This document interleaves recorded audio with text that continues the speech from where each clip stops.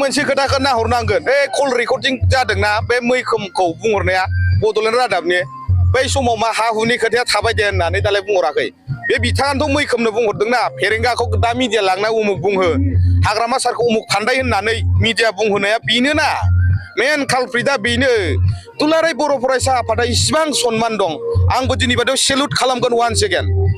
दा बेबायदि बर'नि सिनस्रि मोनसे गोथार आफादखौ जे लाजि फोनांबोबाय गावनि स्थितिखौ दिनै बिथाङा जे खोमानानै लाबाय थारैनो बैबायदिखौ जोंनि रायजो राजाफ्रा बोरै गनायनांगौ जाखो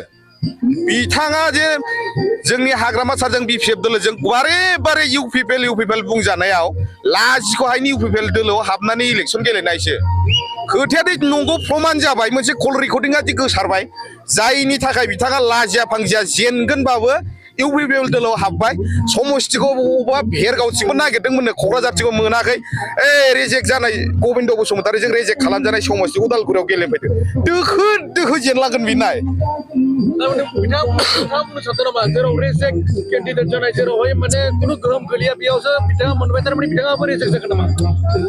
मानो रेजेक्ट जाया गबिन्द बिथांना गोदो जागायजेननायाव फिस्ला थिगानोमोन गार्लफ्रेन्ड दंमोन ना सासे नामखौ बुंबा गाज्रि जागोन बे गार्लफ्रेन्डआनो दंस' खालामलांजोब्बायना बे इउ पि पि एलनि फिस्ला गैखाला दा बे डिफेन्डआबो उनाव बेफोरबायदि जाहैगोन नामा बुंनो मोनामोन जाथि खामानि मावग्रा हिसाबै खिन्थु रायजो राजायाथ' दा मोनसे साननाय फैसिगोन नामा बे समस्तिनिफ्राय जे इउ पि पि एलनि जाय देरहायो बिदिनो आखल देखायबावगोन नामा दोखो जेननानै न'निफ्राय ओंखारनो हानाय नङा बे नायबाय दा डिफेन्ड बिथाङा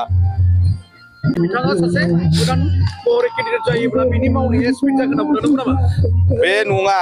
मायाव सोलायनाय फैगोन मिथिगौ बे गावनि गाननाय जोमनाय न' बां गारिया दा मा सालायो आं मिथिया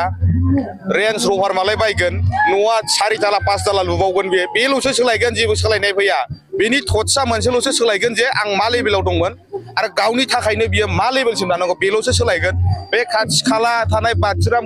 मोनाथ' नों मा मोननो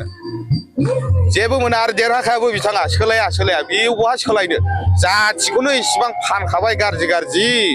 आरो बे दा नों बहा जाथिनि खामानि मावनो आरो राजनितिकआव जाथिनि खामानि जायो गासिबो 26टा जाति जनगोष्ठीखौ सिगाङाव लानाय खामानि मावनांगोन बेनाथ' बे एक्सपिरियेन्सआ गैया बे बर' जाथिखौल' सिबिबाय थानानै नों बहा राजनितिक जानो बर'आ बेसेबां दं भटार्सआ गैयाना बहुद खम